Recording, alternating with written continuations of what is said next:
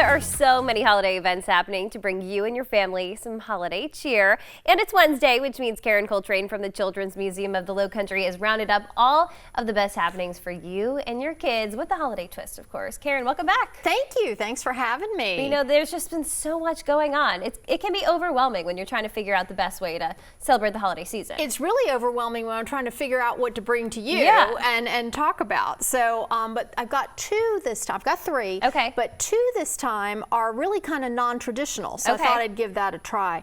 Holy City Brewing, which I don't normally say out loud with children, right? Yeah.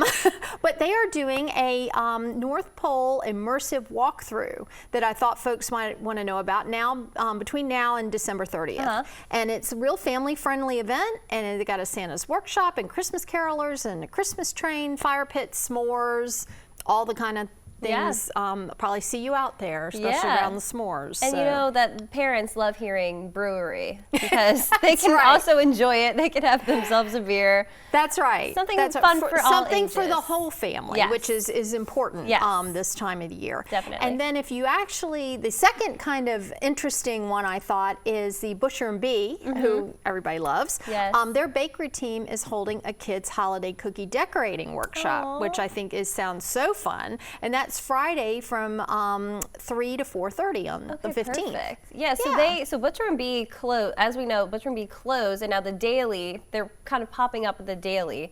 Have you been to the Daily downtown? New format. It's Yes, so yes, I good. have. I know. So that's a great space out there. I know they've been doing different classes and stuff like that. So what a great way to take advantage of that big space, and that's so much fun. And I don't know this for sure, but I can't imagine a cookie decorating workshop without cookie eating. Yes. So I'm sure that's a must. Yeah, that has to be part of it. We had a little holiday mystic magic dust over us, and we have now snow happening in the back of the Children's Museum. Yeah, so on the weekends, when you visit us, and I think also maybe when school's out, we'll have it up on our website, but it will be snowing.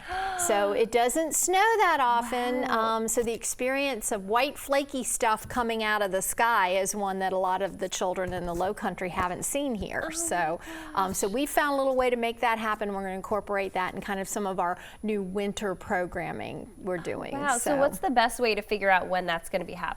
Well, we'll have it on the website, but I believe we're going to try to do it throughout the day, especially on the weekends. Oh, that's so special for kids. I've never really experienced snow. No, I haven't seen it coming down out of the sky. So, that's so nice.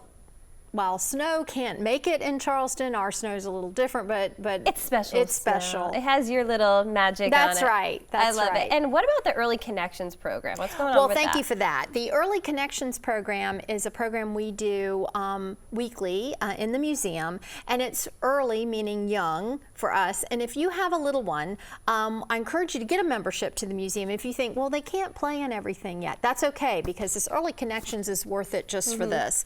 It's a great bonding opportunity. It's led by our museum educators. They're fantastic, and they really help parent or caregiver and child really bond through music and activities that I know that most families would really enjoy having, and you just make it part of your stop in the museum. I have a parenting tip, and this is one that I think for you last-minute parents that are shopping for the holidays, I was usually that parent, which was really crazy because, you know, working in children's museums, you should kind of be on top of it. But if you do that for your day, it's like the cobbler's children have no shoes. So anyway, my heart and empathy go out to the parent who's getting it done now. You're probably going to get some good pricing, so that's good. But I get asked a lot, what are the best gifts?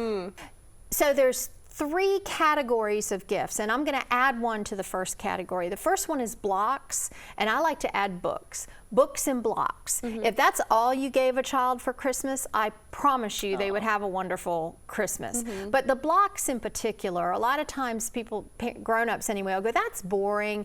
Blocks are so important, and if you're not in early childhood education, you might not understand why, but they actually help with math. wait, what? But the spatial reasoning that a child needs to do to build with blocks. So little block, the bigger the block, the littler the child, right? So little ones like big blocks because they're still learning manual dexterity and working on that. So big blocks are very helpful. The bigger you get, the smaller your blocks. So eventually you get to Legos. And then some of us, like we've talked about before, never grow out of Legos. So I encourage people, don't overlook the blocks because that is just such an educational component to early childhood education. So the other one I really like is board games. And I know they can seem a little passé too with all the electronic stuff going on, but for your littles, most of the entry road into board games comes through Candyland and like Chutes and Ladders.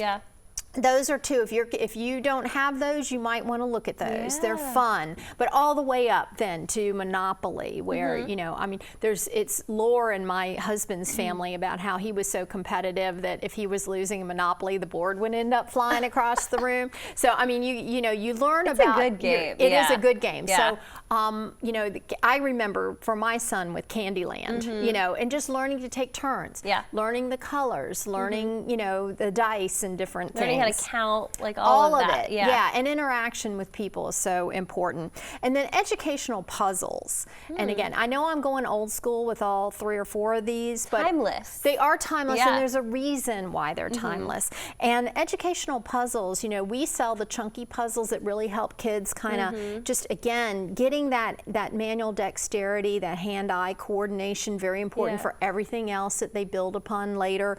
But puzzles, you know, all the way down to little jigsaw puzzles when you get older. They're not quite appropriate for real littles. Don't want anything anyone can swallow. But yeah, and then theme the puzzle to what the child's interested in. You know, if you just had a visit to the aquarium and your child got really interested in turtles, you know, let's you know, find a turtle puzzle or something like that. And those are the things that, you know, you might feel like, well, I don't know, it's not the snazzy toy that's on the list. But these are the items that last forever, and that actually really, the reason they last forever is the educational value that they bring. That was such a good parent tip. That was probably one of my favorites you've ever done. That was so good. Well, thank you. I feel like that we all need as much help as we can get this holiday season with getting gifts and all of that. And the parents who have to help Santa, obviously, it's nice to have that extra. And you like to give something yourself, or you might have a niece or a nephew. And just if you're not used to having to keep up with the latest, I say don't worry about it.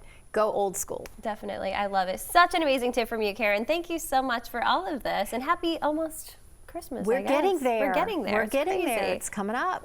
Yeah.